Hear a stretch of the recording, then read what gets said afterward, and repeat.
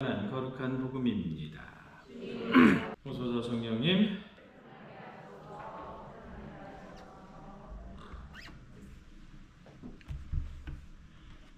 오늘 요셉 아니라 지난주에 이어서 마리아 2편 하도록 하겠습니다. 그래서 여러분들 다른 복음을 읽을까 하다가 오늘날에 있어서 오늘 여러분들이 들으셨던 이 복음 살펴보면 좀 이 부자라고 지칭되고 있는 이 사람 대단히 이기적이죠. 그렇죠? 죽어서까지도 말 그대로 자기가 한번 도와주지도 않았던 그 나자로를 보내서 그나마 죽어서까지도 자기 친척만 챙기고 있는 이 모습 바라보면서 여러분들은 어떤 감정을 느끼십니까? 아무 감정이 없어요. 어떤 감정을 느끼세요? 저는 이 복음을 접하면서 느끼는 감정이 참 인간이 얼마만큼 이기적일 수 있는가라는 생각을 합니다. 우리가 우리의 마음 안에서 되돌아서지 않으면 어떠한 경우에 있어서도 하느님의 어떤 뜻이 이루어지지 않는다라는 거예요. 제가 왜 마리아를 소개하기에 앞서서 이 이야기를 하냐면 마리아의 삶 자체를 한 번쯤 쭉 묵상을 해보면 가장 일맥구르게 쭉 드러나고 있는 게 무엇이냐면 인간이 혼자 뜻하는 것은 잘 이루어지지 않습니다. 정확하게 표현해서 인간이 혼자 계획하고 인간이 혼자 행했던 일들은 좋은 결과를 낼 수 있는 것이 그리 많지 않습니다. 그에 반해서 하느님은 혼자 일하시는가 살펴보면 하느님은 어떠한 경우에 있어서도 혼자 일하시지 않습니다. 하느님의 뜻에는 반드시 누구의 응답이 있어야 되냐면 인간의 응답이 있어야 됩니다. 뒤집어서 이야기하면 무슨 말이냐면 인간의 응답이 없이는 하느님의 뜻이 세상 안에서 펼쳐지지 않는다라는 거예요. 그래서 우리가 어떠한 모습으로 하느님의 뜻을 받아들일 수 있느냐 받아들이지 못하느냐에 따라서 말 그대로 예수님께서 인간이 되어 우리에게 오셨던 하느님께서 육화 강생의 신비가 일어날 수도 있을 때가 있고 말 그대로 하느님이 우리 곁에 오시지 못할 수도 있다라는 것을 명확히 깨달아야 된다라는 겁니다. 그러니까 여러분들 한 사람 한 사람이 얼마만큼 소중하고 중요한 사람이겠는가. 그것을 알고 계셔야 된다. 아시겠죠? 하느님이 여러분을 통해서 이 역사하신다. 여러분 한 사람 한 사람을 통해서 뜻을 이루신다. 그러면 어떻게 돼야 됩니까? 내가 마리아와 같은 모습으로 돼야겠죠. 그렇죠? 하느님의 뜻을 알아듣는 그 모습이 되어야 되는 겁니다. 오늘 복음에서 들었던 이 부자와 같이 자기만 생각하는 모습을 가지고 있으면 하느님의 뜻이 이 세상에 펼쳐질 수 없습니다. 마리아와 같이 되돌아설 수 있는 모습이 대단히 필요하다라는 것. 그걸 가지고 마리아를 바라보시는 것이 좋을 것이다라는 것 말씀드리고 시작해 볼까 합니다. 마리아의 탄생 예고에 대해서 지난주에 설명을 드렸다면 오늘은 이제 탄생 예고에 이어서 이제 이벤트가 발생을 하기 시작하죠. 그래서 어떤 이벤트들이 있나 마리아에서 살펴보면 엘리사벳을 찾아보는 마리아의 모습이 등장을 하고 그 다음에 또 성전에서 예수님을 잃어버렸다가 찾는 마리아의 모습이 등장하기도 하고 또 가나의 첫 기적 이야기에서 마리아의 모습이 등장하기도 합니다. 복음서 맨 후반부에 요한에게 자신의 어머니를 말씀해 주시는 예수님의 모습도 있지만 오늘은 이 세 가지의 모습에 대해서 짧게 한번 좀 생각을 해볼 필요가 있지 않을까. 떨어져 있는 산을 오르고 말 그대로 평야를 지나서 가야 되는 그 마리아의 모습을 상상해 봤을 때 어떤 걸 생각하실 수 있습니까? 저는 어떤 생각이 드냐면 마리아가 왜 그렇게 굳이 엘리사벳을 찾으러 가야만 했었을까? 저는 두 가지가 있었다라고 봐요. 우리가 흔히 마리아를 생각을 할 때 모든 것이 완벽하게 갖추어져 있어서 하느님이 말 그대로 하느님의 뜻에 완전히 순명하는 것으로 완전히 처음부터 그렇게 계획되어져서 만들어진 사람으로서 착각하는 경우가 있는데 아니라고 제가 지난주 말씀드렸었죠. 그 순명의 길을 점차적으로 가고 있는 그 역사하심이 한 단계에 있는 거예요. 그러니까 자신이 지금 하느님의 아이를 가졌다라고 하지만 거기에 대해서 말 그대로 어떤 생각이 들었을까? 인간적인 생각에 내 친척 엘리사벳을 보아라. 아이 못 낳는 여자라고 하던 사람이 아이를 가진 지 벌써 6개월이 지났다. 그러니 하느님에게는 말 그대로 그런 게 없다. 그 이야기를 듣고 6개월 된 그 엘리사벳을 찾으러 갔어요. 네. 가가지고 봤었을 때 어떻게 이야기를 합니까? 엘리사벳이 당신의 방문 소리가 들렸었을 때 내 태중에 아들도 뛰놀았습니다 라고 이야기를 하잖아요. 그 모습을 결국 살펴보면 아이 못 낳는 여자나 처녀나 비슷한 상황이었을 거 아니에요. 그런데 엘리사벳도 아이를 가졌고 자신도 아이를 가졌다라는 어떤 그런 부분에 있어서 무엇을 알 수 있었을까요? 동병상련의 어떤 그런 부분들을 분명히 알고 있었던 겁니다. 그러면서 어떻게 그렇게 하느님으로 말미암아 아이를 갖게 되어 있는 그 마리아의 처지를 이해하고 계시는 하느님의 모습을 복음사가는 드러내고 싶었던 거예요. 그래서 그 마리아를 찾는, 그러니까 그 엘리사벳을 찾는 마리아의 모습을 이야기를 하는 겁니다. 그래서 어떻게 그렇게 먼 거리를 갔지만 말 그대로 그런 엘리사벳의 이야기를 들으면서 마리아는 자신과 같은 처지에 있는 그것도 자신의 친척에게서 가장 큰 찬사의 말을 들으면서 대단히 큰 기쁨을 느꼈을 것이다. 실질적으로 말 그대로 속되게 표현하면 마리아는 애비 없는 자식을 가진 거잖아요. 그렇죠? 그런데 그것에 대해서 가장 뭐라고 그럴 게 누구겠습니까? 친척들이잖아요. 기죠? 저 씨도 어디 가가지고 이상하게 몸 돌려가지고 그 이야기를 제일 많이 하는 게 자기랑 가장 가까운 사람이라고요. 그런데 그 친척에게서 당신이 하느님의 아들을 품에 안으셨으니 정말로 당신은 테오도코스 하느님의 어머니이십니다라는 극찬을 들은 거예요. 결국에 말 그대로 세상 사람들의 조롱거리가 될 수 있는 상황 속에서도 가장 욕먹을 만한 사람에게 가장 큰 칭찬을 들었다라는 그 모습은 무엇을 이야기하냐면 하느님께서는 우리에게 어떻게 하신다? 시련을 허락하신다 하더라도 반드시 그 시련을 이겨나갈 수 있는 힘과 용기를 주신다. 그 모습을 마리아에게서 배우는 것. 제가 아무리 이렇게 열심히 설명을 해도 아무런 반응이 없는 여러분들의 모습을 보면서도 제가 용기와 힘을 잃지 않을 수 있는 건 오직 하느님 때문입니다. 예수님을 성전에서 잃어버렸어요. 예수님을 성전에서 잃어버린 마리아가 이제 예수님을 찾으면서 뭐라고 이야기합니까? 얘야, 너 왜 우리 속을 그렇게 썩이느냐? 라고 막 이야기하면서 예수님을 혼내잖아요. 그렇죠?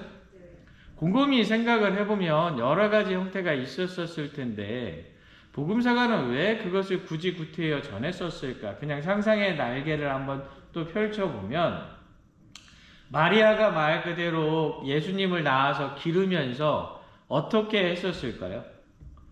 우리 어머니, 아버지들 어떻게 합니까? 아이 키우면서? 어렸을 때 성당 나가라고 열심히 얘기하다가 그 다음에 어떻게 해요? 학원 빠지지 마가 더 많이 나오잖아요. 그렇죠?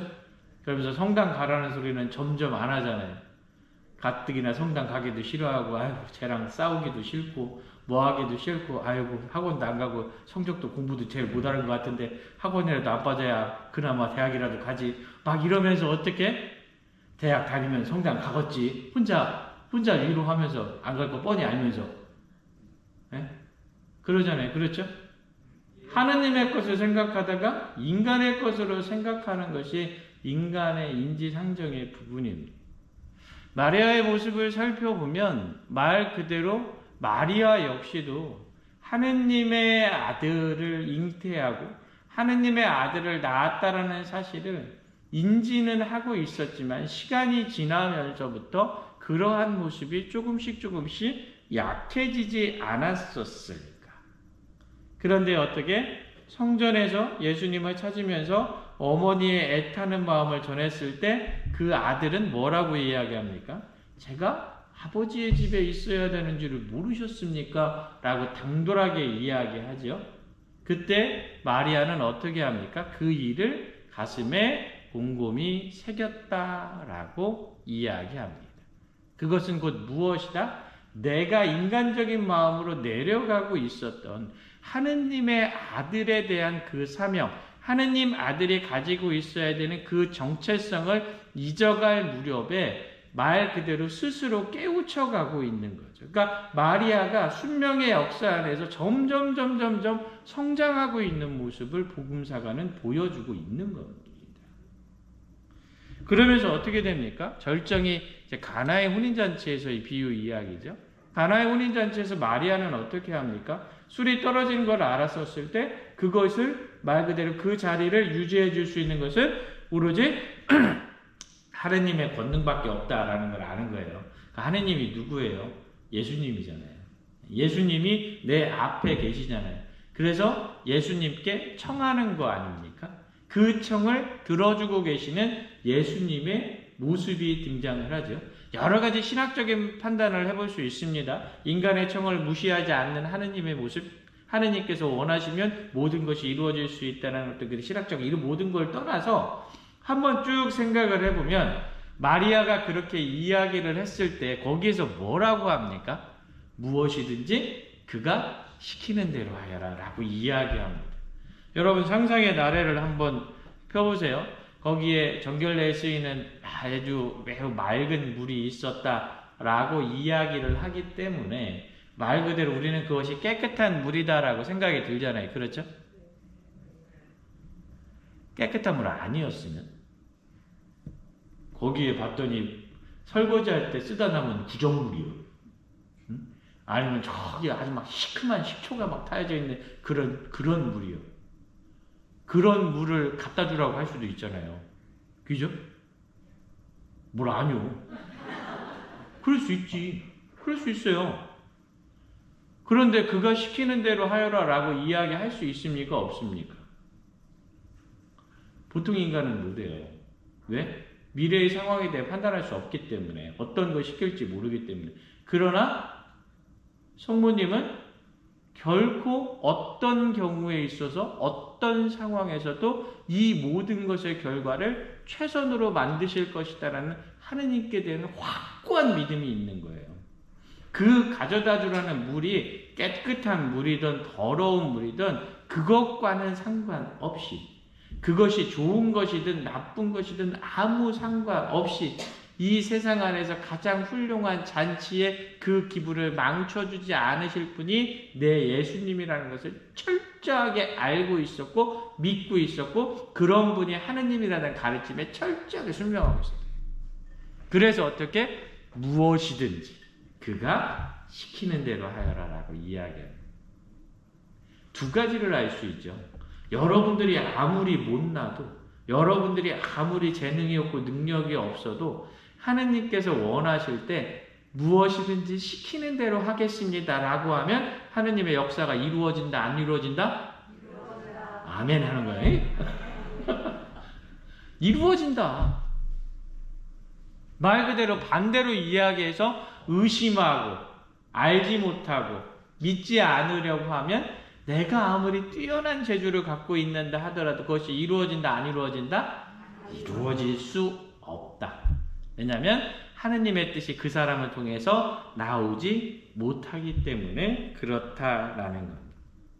다시 말해서 마리아는 자신의 삶 전체를 걸쳐서 시골의 순박한 소녀였던 그 소녀가 말 그대로 세상 안에서 가장 훌륭한 믿음과 순명정신으로 무장된 가장 훌륭한 신앙인이 되었다라는 사실입니다.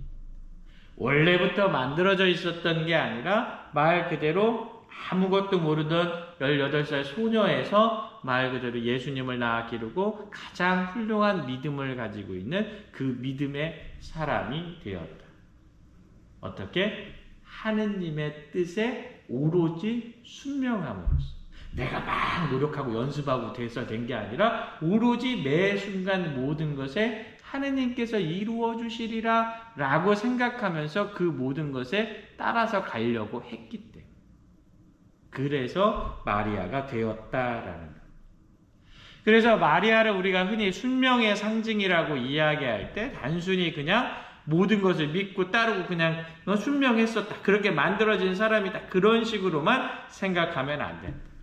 하느님의 말씀을 처음으로 따르려고 했었던 그 순간부터 시작해서 마지막에 이르기까지 하느님의 말씀만을 철저히 지키기 위해서 너무나도 고군분투했었던 정말로 피나는 삶을 살았었던 한 여인의 모습이에요. 그래서 어떻게? 자신의 품 안에 아들의 죽음을 받아 안잖아요. 그렇죠? 그럼에도 불구하고 어떻게? 하느님께 대한 원망, 하느님께 대한 미움 이런 게 없는 거예요. 우리는 어떻게 해야? 자주 종종 에? 조금만 하면 하느님 원망하고 조금만 더 막 교회 원망하고 그죠? 그거 다 갖다가 저한테 풀잖아요. 신부님이 그래서 그래 막 그 A, N, B, N, C, N 신부님 다 이렇게 가잖아요. 그렇죠? 안 그러는구나. 그렇게 말 그대로 우리의 모습도 이런 마리아의 모습으로 바뀔 수 있어야 돼요.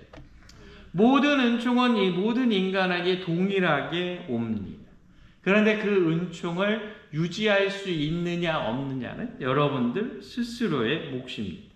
그래서 이 순명의 마리아의 모습은 나에게 있어서 어떠한 것이다? 순명의 대상으로서 말 그대로 우리가 어딘가에서 보고 있는 성상에서 보고 있는 이렇게 기도하고 있는 그런 마리아의 복제된 모습이 아니라 정말로 고군분투해서 자신에게 있었던 그 은총을 말 그대로 지키려고 노력했었던 한 여인의 행동의 모범임을 명확하게 기억해야 된다라는 것.